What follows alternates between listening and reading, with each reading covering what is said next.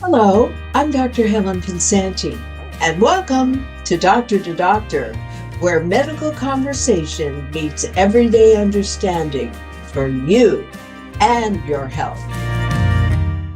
Today's topic is something that millions deal with, but few really understand. Seborrheic dermatitis. That's a mouthful. Is it just dandruff? Is it an allergy? Or is it something deeper? We're going to get to the bottom of this seborrheic dermatitis.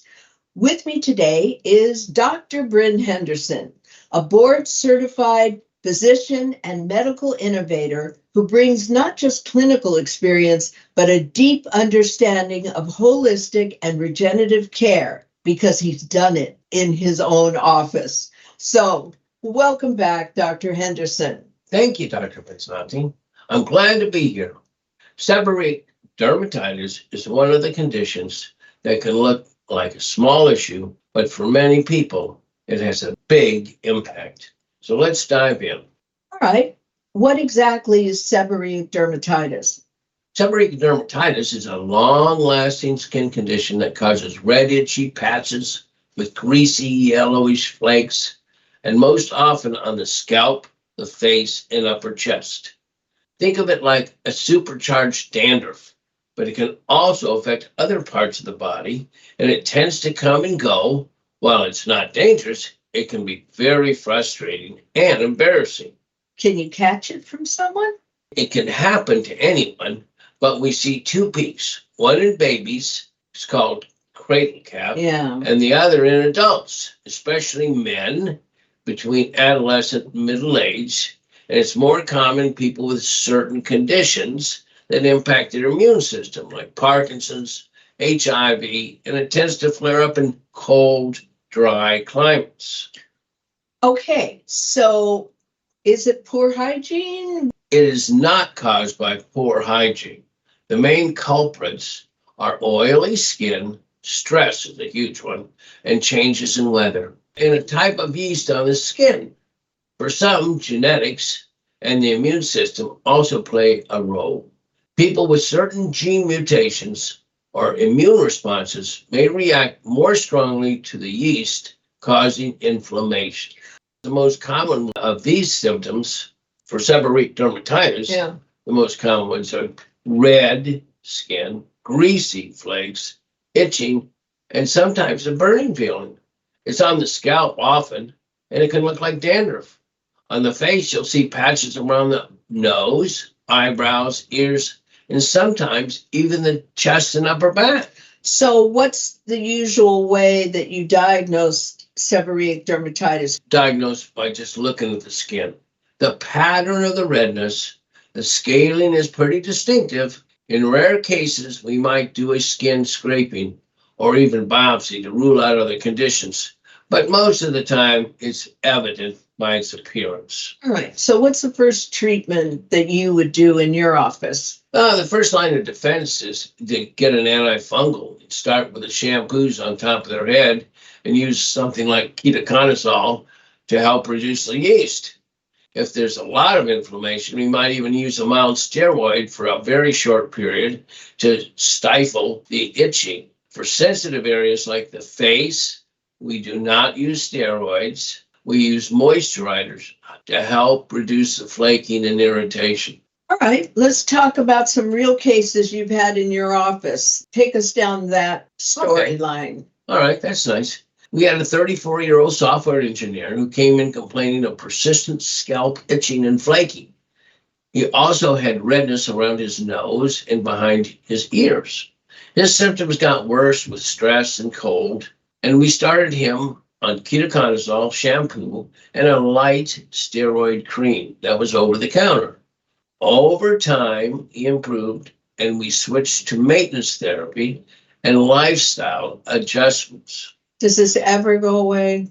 Unfortunately, no. Your response, your triggers are innate, but it's easily controlled, and hope springs eternal. Hope springs eternal. So it is chronic, but that doesn't mean you have to live with it. With the right treatment plan, and if you stick to it, it's very well controlled. Remember, so much of this is genetic.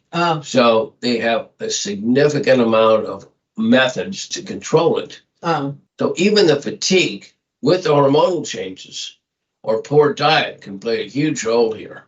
It's about managing both the skin and a big part is the lifestyle. so now let's go to advanced treatments people should know about. Roflumilast is a foam and a new FDA-approved steroid-free foam, and it's had very, very good results.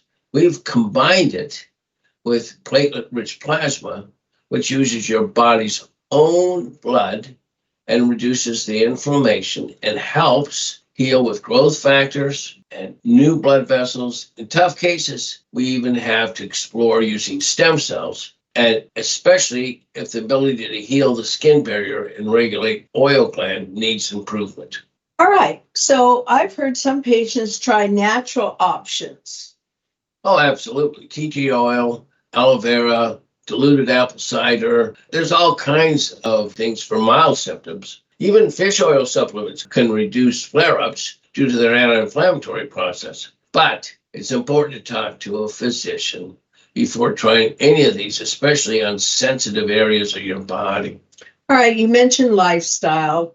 What should a person with seborrheic dermatitis do? A person should begin with sleeping properly. They need to allow their body time to heal. That's the only time your brain cleans itself is when you're sleeping. So you get a good night's sleep and you hydrate the daylights out of yourself. When you void, which is fancy word for pee, you should have clear urine, and then you move into the stress area. Using gentle skin products, you keep the skin clean and moisturized. So does seborrheic dermatitis lead to other problems? Absolutely. If left untreated, it can lead to skin infections, especially from scratching. It can have an impact on your mental health too, because people get embarrassed and they won't even go outside because they're anxious that somebody's going to see them. So Dr. Henderson, what's your advice to patients living with seborrheic dermatitis? My message is simple. You can absolutely control this condition. It might not be curable, but it's very manageable. The key is consistency. I like to teach patients the Seborrheic plan. It's a comprehensive but easy to follow guide for daily care and flare-up prevention. All right. What does the S stand for? Shampoo with medicated products. Use ketoconazole or selenium sulfide or zinc-based shampoos 2 to 3 times a week. So that's not daily. That's true. You're not allowed to use the ketoconazole shampoo daily. You have better results if it's 2 to 3 times. Okay. E is ease that inflammation. Apply the topical steroids, mild ones, or antifungals to reduce redness and itching. B. Be gentle with your skin. Use fragrance-free cleansers and avoid scrubbing. O. Oil control. Clean oily areas like the scalp, nose, and ears regularly. R. Rinse thoroughly. Always rinse off products completely to prevent buildup. R. Another R, reduces stress. And boy, that's a big one. Stress is a major trigger. Manage it every day with mindfulness or exercise. H. H is hydrate your skin. Moisturize with a cream to prevent flaking. E. E is establish a consistent routine. Stick to a skincare plan even when symptoms subside. I. Identify triggers. Track the flares and note the environmental or lifestyle changes. C. Consult your physician for medication adjustments, or if symptoms worsen, you'll need a plan. Patients feel more in control and have confidence. Plan makes a huge difference. Well, thank you, Dr. Henderson, for being on Doctor to Doctor today. Seborrheic dermatitis may not be life-threatening, but it can certainly be life-altering.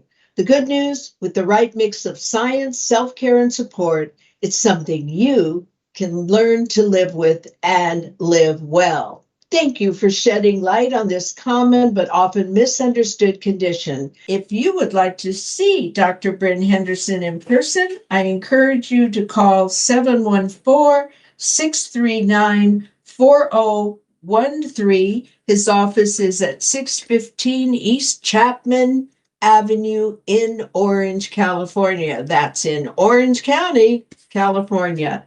And if you'd like to get in touch with me, go to my website, www.askdrhelen.com. That's www.askdrhelen.com. Until next time, I'm Dr. Helen PENSANTI. This is Doctor to Doctor, where real doctors share innovative information to bring hope to you for your health. Join us next time. Bye for now.